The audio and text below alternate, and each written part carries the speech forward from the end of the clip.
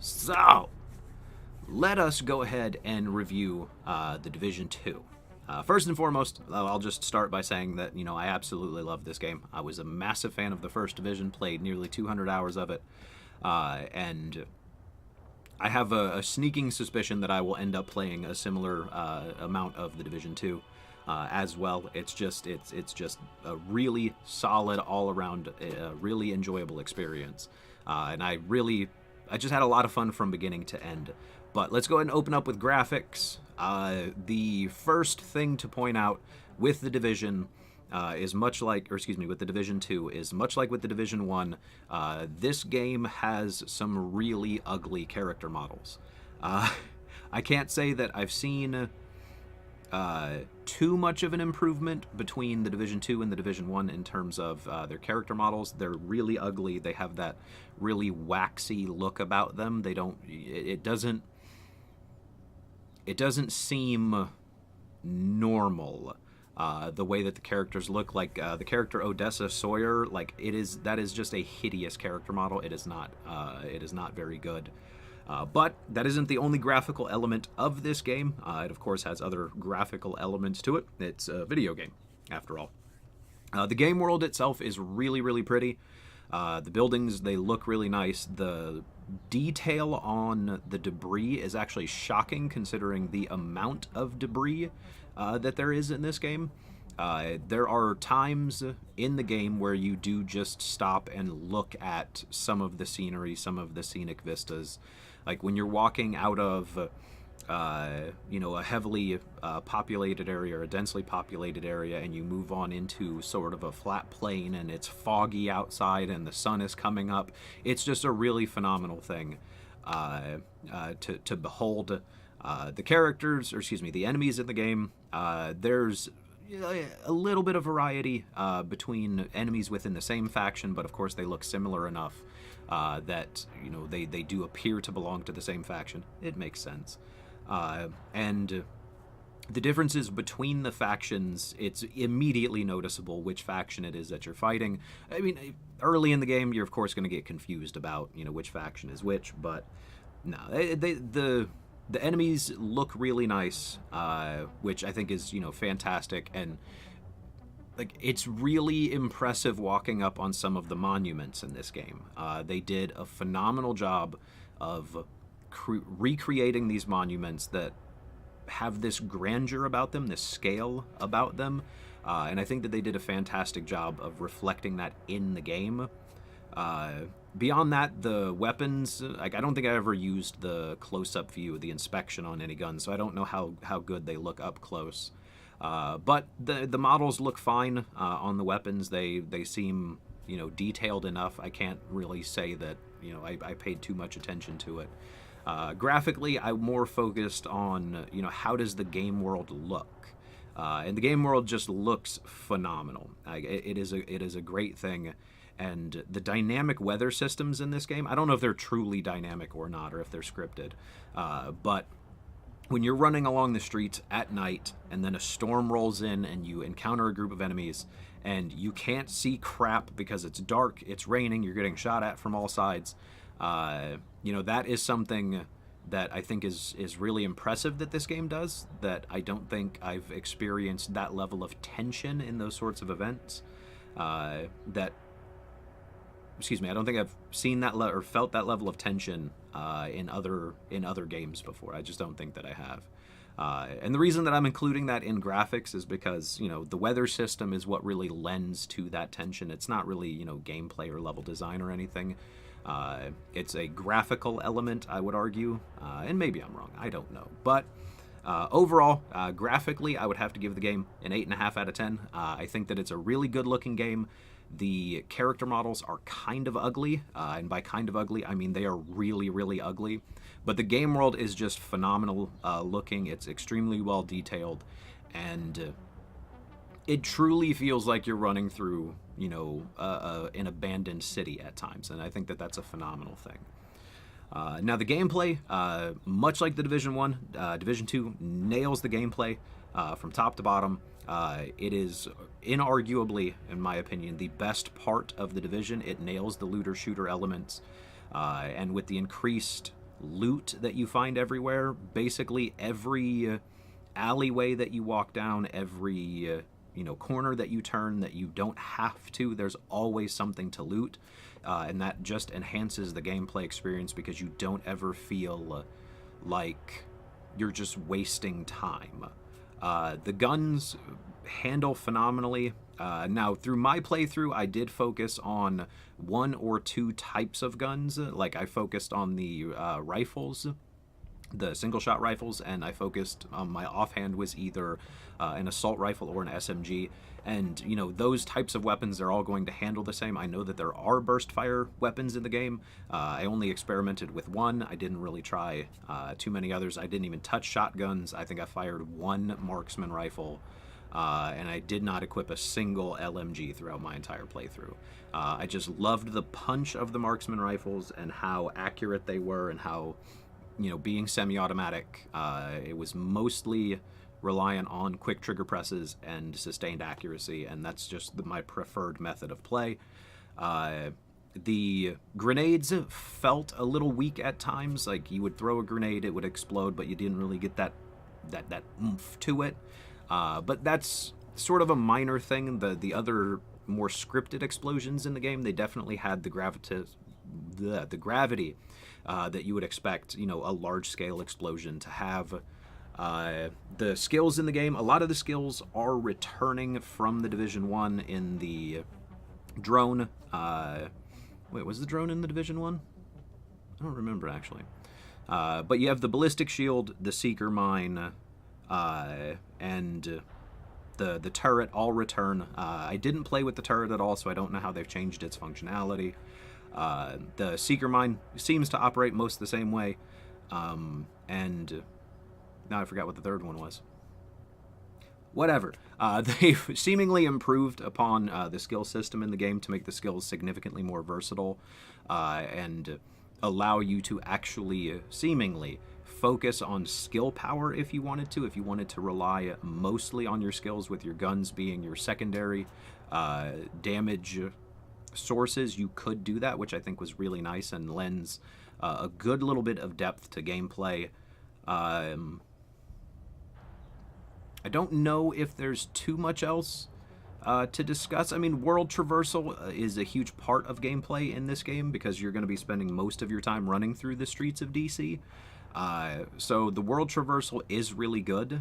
You will eventually realize that, every couple of blocks you're going to encounter a group of anywhere between 3 to 5 enemies at whatever your level is or the maximum level for that area, and it becomes extremely predictable after a while. But the Division 1 had that same issue. I just don't think with a world to scale as large as what the Division is, I really don't think that you could just do truly dynamic enemies where you don't know what's going to spawn where and how many of them. I just think that might be too big of an undertaking. But it at least allowed you the ability to know that, hey, I'm going to be encountering a group of enemies soon, so I should, reload both my guns. I should make sure my skills are, off of cooldown, and things like that. Ultimately, I think that they did a great job with all of the different gameplay loops. I think that everything that was sort of rough in the Division 1, I think that they improved here in the Division 2, so it's definitely a positive for me. Gameplay score would have to get another 8.5. There's definitely room for improvement, some more variety in the skills. There's 10 in the game, and each has, I think, 3 to 5 different modes, but you're really gonna, hone in on 1 or 2 and 1 or 2 modes for those. So I think just having a greater variety of skills that interplayed with each other, I think would have been a really big benefit if you would have had, better skill synergy. But it doesn't really feel like the game is lacking so much as it would have been a neat addition to see. So that's why I can justify giving the gameplay element such a high rating. Sound design of the game, like I had said previously, some of the explosions from your grenades are just kind of weak. Some of the explosions off of barrels and other environmental objects is just kind of weak. The scripted explosions all sound really good, when you're facing down a grenadier and they're just lobbing, grenades out of their grenade launcher, if one explodes really close to you, it's really neat that your character goes into that sort of, I don't know what to call it, temporary deafness, where everything becomes extremely muffled, but you still have, if you have a good, set of headphones, you still have that directional hearing, but it's extremely muffled. One of the things that I noticed in the game that just, I don't know why, it just blew me away, was when I realized I could hear my shell casings hitting the ground. That just, it lended such a, I don't know the word to use for it. It lended something so strong to the game. Just being able to fire off 8 rounds and hear 8 shell casings hit the ground. I don't know why, but I think that was a great addition to the game. It definitely kept you more immersed, hearing all of the shell casings as, fights are going on, and things of that nature. The weather systems in the game, the storms in this game are really well done. They're really loud. The rain sounds great. I don't think I experienced any other... I don't really think there was like high winds or anything of that sort that would be noticeable. The voice acting in the game, and this should go into the sound design. The voice acting in this game is what you would expect. It's above average. It's not really good voice acting. Like, there's no character that's really going to hook you throughout. I mean, Agent Kelso, she's arguably, I would have to say, the best voiced character in the game. But even so, there's no real strong dialogue. Where the game does succeed is in the audio logs that you can collect throughout the world. The voice acting in those is very well done, but since they're just collectibles that you're going to come across as you explore the world, there's no guarantee that any particular player is going to find all of them, or that you'll even find most of them. So that may not actually factor into how you view this game. So it is a plus, but it's not an inherent positive for the game. So sound design overall, I'd give it a 7.5. Like I said, with the explosions being kind of weak, some of the environmental explosions being weak, I think that it does pull you out of the game some, but there's plenty of redeeming factors to keep you immersed from an auditory perspective. But the voice acting is just kind of above average. I think with a stronger voice acting cast, or maybe better written dialogue, I won't blame the actors for it, but maybe with better written dialogue, the game could have really rated a lot higher in the sound department. But that's the best that I can give it, unfortunately. Now, level design. This game shines, much like the First Division shined, in my opinion. A lot of the complaints with the First Division was that it's wintertime in New York City, it's very dreary, and it's very desolate, and there's not a lot going on. Personally, I loved that because it lent a sense of isolation to the game. Things felt desperate in the game. When you were playing solo, you felt alone in New York City. So for the Division 2, due to maybe not entirely, but partially due to the complaints of New York City seeming super drab and dreary, this game is a lot more bright. It's a lot more colorful. It is summertime, so there's plants and foliage and bees and deer and raccoons and foxes and dogs and all sorts of wildlife in the game. The game just seems much more alive, which I think is good. I don't think that it detracted from the game at all. While I never felt alone in Washington, D.C., I think that's much by design, because where New York City, you were seeing the fallout from the dollar flu, with Washington, D.C., you're seeing the recovery after the fallout. So people are, going out, they're exploring, they're gathering supplies, they're gathering materials, they're building communities.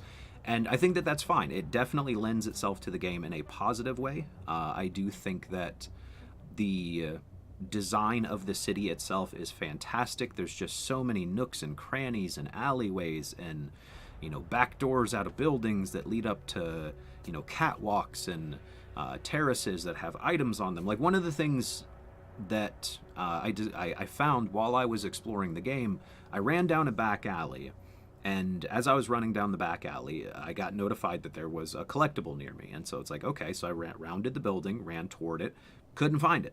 Looked at my mini map and it said it's above me. So I'm like, okay, I got to figure out how to get on top of this building. So I ran back into the alleyway and climbed back up the ladder that I had come down, and I'm looking for a way to get into the building and couldn't find it. After running along the side of the building for a while, I realized that there was an air duct running alongside the building. So I walked up to it, and sure enough, I could climb it. So I climbed the air duct, and I started pushing forward, and I got to another raise, so I climbed that part, and then I got to the corner of the building, went around, climbed up another part, and I eventually hit this scaffolding that I hadn't even seen. And when I got onto the scaffolding, I found a supply drop crate up there that, you shoot and it drops loot, and I also found the collectible. There are so many hidden, they're not even hidden, just out of the way things in this game that it creates this really engrossing space in which to play the game. I honestly think that the game design in The Division 2 is really, really well done, and I just have to applaud the developers for creating such an engrossing space in which to play a game. So for our story design score, I would give it an 8. Actually, no. I'm going to change that. I must have done this incorrectly here. This is supposed to be a 9. Pardonnez-moi. This is supposed to be a 9. I must have keyed that in incorrectly. My apologies. All right, level design is a 9. My bad. All right, now, on to story. Unfortunately, this is where The Division 2 is at its absolute weakest. The Division 1 story was sort of a backdrop for everything else that was going on in the game. The Division 2 suffers from the exact same problem. The story is ancillary to the overall gameplay experience, and now that can be by design, but when you have such a narratively focused campaign, you need a strong story on which to build your players' trust. Not trust. To truly captivate the player, you have to build a narrative that matches the scope of the game. And ultimately, The Division fails in this regard. Now, being as I had spent so much time in The Division 1, I did not come into The Division 2 expecting a great story. So while I will score it very low, I definitely was not disappointed because it was about what I expected. The main narrative thread throughout the game revolves around your character being the only person that's capable of accomplishing anything monumental throughout the entirety of the campaign. You're accompanied on one mission by someone that is actually useful, and she turns out to be a main character, Agent Kelso. You occasionally have company through 2 or 3 other missions, but they're just throwaway characters that you're never going to see again. So you don't really get to build up relationships with any of these characters. Of the main cast, I can tell you, I think, 3 characters' names. You have Manny Ortega, Agent Kelso, and Odessa Sawyer. I don't even remember the president's name in the game. The leader of the campus settlement, I could not tell you his name if you asked me. I have no idea. They don't do a great job of actually getting you invested in the narrative in this game.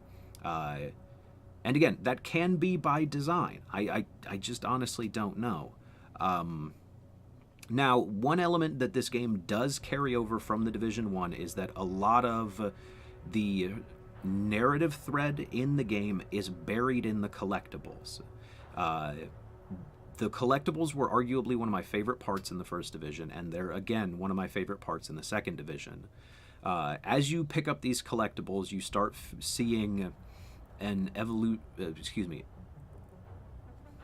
an evolving, that's the word I was looking for, an evolving narrative, dependent on the set of collectibles that you're finding, where you're seeing these characters have back and forth with each other, and seeing how they're growing throughout what they're experiencing, and that's extremely well done in this game.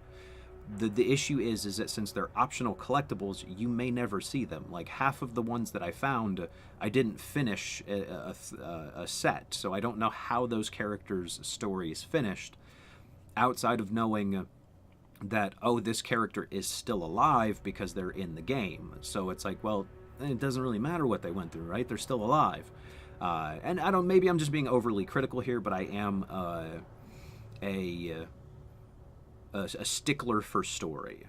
And overall, I cannot give this game a good score for its narrative. I think it's where it stumbles the hardest, which is painful for someone like me that enjoys a great narrative in video games. For story, I've got to give it a 6.5. It's just barely above mediocre. 5 being mediocre. Yeah, it's just barely above that, and that's credit to the collectibles, not credit to the main story. Now, overall, before we get into the overall score, the one thing that I do want to talk about is the Dark Zone. The reason I did not include the Dark Zone in this review is because I have not partaken of the Dark Zone, nor do I have any intentions to partake of the Dark Zone. I'm not a big fan of PvP in video games. I did the Dark Zone in The Division 1 only because it was one of the only ways to get good gear during the game's first couple of patches. I did the Dark Zone missions in The Division 2, but have not set foot in since then. So I don't know if it's improved upon from The Division 1. I've heard that the new rogue system is a lot better, but it's a little bit more cumbersome for people. I've also heard that there's going to be some sort of revolving thing going on with the Dark Zones, where like one is invaded at all times, which introduces new enemies and new trials for you to overcome. But again, I didn't do any of the Dark Zone, so I don't know whether it's a good or a bad element to the game. I don't know if it's been improved or if it's been made worse. The end game, I am only on World Tier 2. There are 5 World Tiers after you finish the main storyline, which involves repeating the story missions under new parameters, where the missions have been invaded by a new faction type. And the new faction has, with it its own skills, its own, tactics, and things that they'll try to accomplish when in battle. And it definitely makes the replaying of those missions seem a little bit less tedious, but you are still, of course, replaying missions that you've already seen. When you clear out enough missions and get your gear score high enough, you tackle a stronghold, which is a longer form mission, which you have already done. Again, in the main narrative, so you're just replaying that with new enemies and new things that you have to take into consideration, and then you'll move on to the next world tier up until 5. What happens after 5, I have no idea yet, but I wanted to get this review done and get it out there, so that way we can just turn this into an enjoyable game, and not so much I have to pay attention to everything so that I can review it game. So, overall, I do think that it is a really, really, really good game. If you're coming into this game expecting a stellar narrative, don't. You're not going to get it. The graphics are really good overall. The character models are terrible, but the world is fantastic. The gameplay is fantastic. Ray Wilson 83, thank you very much for the follow, buddy. I appreciate that. But no, the gameplay is extremely well done. Ubisoft, Tom Clancy's The Division, I think it's Ubisoft Massive.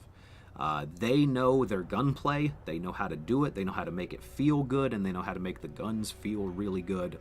Sound design, a little bit on the weaker side, but still above average. It's good, not great. The level design, in my opinion, is one of my favorite parts of the game. It feels like you're exploring a desolate city, and I think that that's fantastic. Story, just terrible, not good, not great, but don't come into this game expecting that. And if you can come into this game expecting just to enjoy running around and shooting bad guys, then I honestly think that you will really enjoy Tom Clancy's The Division 2. Overall, I got to give the game an 8 out of 10. I think that it is a good game, not a great game, but I know that they have a plan moving forward, and maybe there will be enough content, after a couple of months, and there will be enough gameplay and variety. That was one thing that I forgot was game modes that are missing from this versus the Division One, and this is why it's only an 8. I forgot to mention this. There were 2 game modes in the Division 1 that I personally really enjoyed. The survival game mode, I did the PvE survival, not the PvP survival, and the underground game mode, which was just a nice change of pace from the standard gameplay. And both of those are strangely missing. I don't know why they're not in the game. Maybe they wanted to nail down the core gameplay loop before they decided to tack on extra modes, and if that's the case, I appreciate that, but it does mean that replayability right now is going to be a little lacking. So overall, it is only an 8 out of 10, even though I understand that the story is not the main draw here. I cannot let the fact that the story sucks slide too much. If I wanted to, weight the story score or give the story score a little less weight, then I could, of course, given it higher than an 8, but I just can't. Story, to me, is a massively important part of any video game, and it's just sadly lacking here. And would I recommend the game? Yes, absolutely. As you can see over there, I have 1 day, 21 hours played, so 43 hours on this one character alone to beat the game, clear World Tier 1, get into World Tier 2, and there's still plenty for me to do. So 43 hours for a $60 game is well worth the price point, in my opinion. And if you enjoy grinding loot and enjoy grinding gear and min-maxing, then you're definitely going to get significantly more playtime out of this. If you're just a pure dollars and cents person and you don't care about that sort of thing, 43 hours, $60 US. You're looking at below $2, significantly below $2 per hour of entertainment, and if that meets your threshold, then absolutely pick the game up. I would highly recommend it. If you're catching this on YouTube, please feel free to come over to the Twitch stream. It's twitch.tv/Frozen, FROHSINN. I stream 5 days a week. I'm a variety broadcaster, do a whole mess of stuff, and as always, just thank you very much for watching. Again, it's twitch.tv/Frozen, FROHSINN. Thank you very much for your time.